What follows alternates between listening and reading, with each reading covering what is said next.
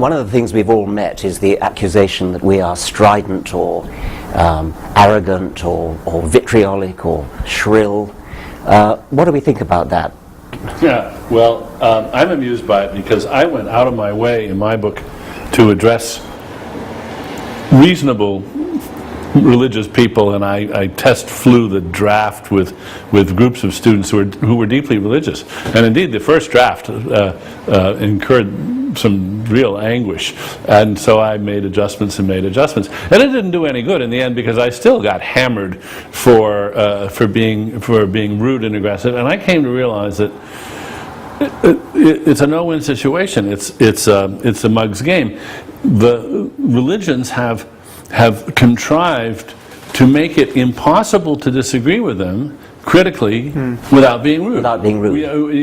They sort of play the hurt feelings card at every opportunity, and you're faced with the choice of, well, am I going to be rude, or am I going to articulate this criticism?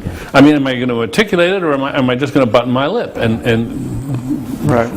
Well, that's what it is to trespass a taboo. I think we're all encountering the fact that religion is held off the table of rational criticism in some kind of formal way, even by, we're discovering, our fellow secularists and our fellow atheists. Just leave people to their own superstition, even if it's abject and causing harm. Don't look too closely at it. Now that was, of course, the point of the title of my book, is there is this spell and we got to break it. But if the charge of offensiveness in general is to be allowed in public discourse, then without self-pity, I think we should say that we too can be offended and insulted. I mean, I'm not just in disagreement when someone like Tariq Ramadan, accepted now at the high tables of Oxford University as a spokesman, says the most he'll demand when it comes to the stoning of women is a moratorium on it. I find that profoundly much more than annoying. Right, yeah. Insulting, not only insulting, but actually threatening. But you're not offended. This is, you don't take any, I don't see you taking things personally. You're alarmed by the liabilities of certain ways of thinking, as in Ramadan's case. But he would say, or people like him would say, that if I doubt the historicity of the Prophet Muhammad, I've injured them in their deepest feelings. Right. Well, I am in fact, I think all people ought to be offended, at least in their deepest integrity, by, say, the religious proposition that without a supernatural celestial dictatorship we wouldn't know right from wrong. That we only live by. But are you really offended by that? Doesn't it just seem wrong? No, I say only, Sam, that if the offensiveness charge is to be allowed in general and arbitrated by the media, then I think we're entitled to claim that much without being self-pitying or representing ourselves as an oppressed minority, which I think is an opposite danger, I will admit. I'd like to add also that I agree with Daniel that there's no way in which the charge against us can be completely avoided, because what we say does offend the very core of any serious religious person at any rate. If we deny the divinity of Jesus, for example, many people will be terrifically shocked and possibly hurt. It's just too bad. I'm fascinated by the contrast between the amount of offence that's taken by religion and the amount of offence that people take against really anything else, like your artistic taste, your taste in music, your taste in art, your politics. You can be not exactly as rude as you like, but you can be far, far more rude about such things. And I'd quite like to try to quantify that, to actually do research about it, actually test people with statements about their favourite football team or their favourite piece of music or something, and see how far you can go before they take offence, compared to, is there anything else, apart from, say, how ugly your face is, that gives such... Or your husband's or wife's or girlfriend's face. Yes. Well, it's interesting you say that, because I regularly debate with the terrible man called John Donoghue of the Catholic Defence League, and he actually is righteously upset by certain trends in modern art, which tend to draw attention to themselves by blasphemy. For example, Serrano's Piss Christ, or the elephant down on the Virgin, and so. And indeed, I think it's quite important that we share with Sophocles and other pre-monotheists a revulsion to desecration or to profanity, that we don't want to see churches desecrated or religious icons trashed and so forth. We we share an admiration for at least some of the aesthetic achievements of religion. Right.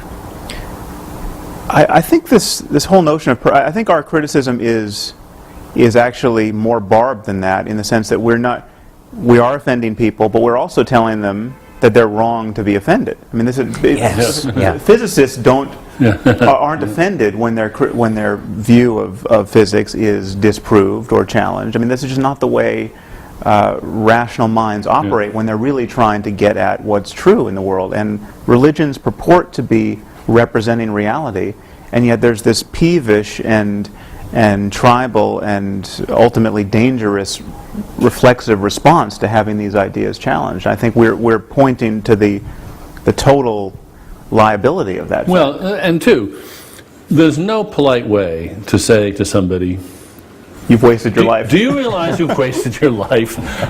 Do you realize that you've just devoted all your efforts and all your goods to a glorification of something which is just a myth? Or have you ever considered even if you say, have you even considered the possibility that maybe you've wasted your life on this?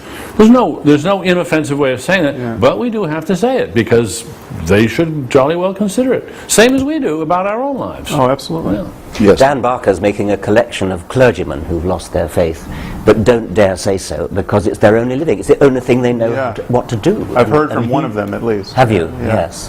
I used to have this when I was younger in arguments with the members of the Communist Party. They sort of knew that it was all up with the Soviet Union. Many of them had suffered a lot and sacrificed a great deal and struggled, manfully to keep what they thought was the great ideal alive. Their mainspring had broken, but they couldn't give it up because it would involve a similar concession. Right. But that certainly, if anyone said to me, how could you say that to them about the Soviet Union? Didn't you know you were going to really make them cry and hurt their feelings? I said, don't be ridiculous. Don't be absurd. But it's I find it, in many cases, almost an exactly analogous argument. When people tell me I'm being rude and vicious and terribly aggressive in a way that I should, so if I were saying these things about the pharmaceutical industry or the oil interests, would it be rude? Would it be off limits? No. Of course it wouldn't. Right. Well, I want religion to be treated just the way we treat the pharmaceuticals and the oil industry. I'm not against pharmaceutical companies. I'm against some of the things they do, but I just want to put religions on the same page with them. Including denying them tax exemption. Yeah. Yes. And, or in the English case, state subsidy.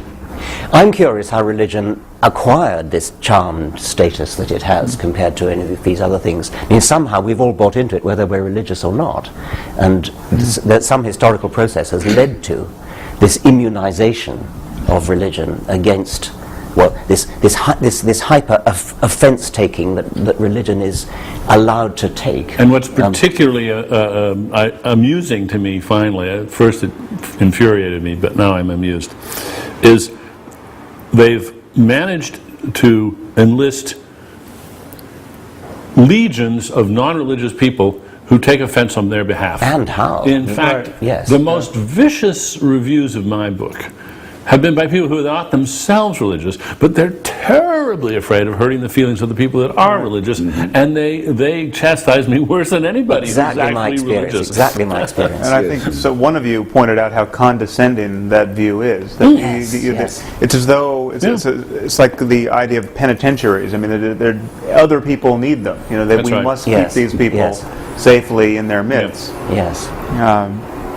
Well, I think there's one answer to that question, which may illuminate a difference or at least a difference that I have with I think maybe all three of you. There's something about. I still use words like spiritual and mystical without furrowing my brow too much, and to the consternation of many atheists. I think there is a range of experience that is rare and that is only talked about without obvious qualms in religious discourse, and because it's only talked about in religious discourse, it is just riddled with superstition, and it's used to cash out various metaphysical schemes which it can't reasonably do. But clearly people have extraordinary experiences, whether they have them on LSD, or they have them because they were alone in a cave for a year, or they have them because they just happen to have the neurology that is particularly labile that allows for it.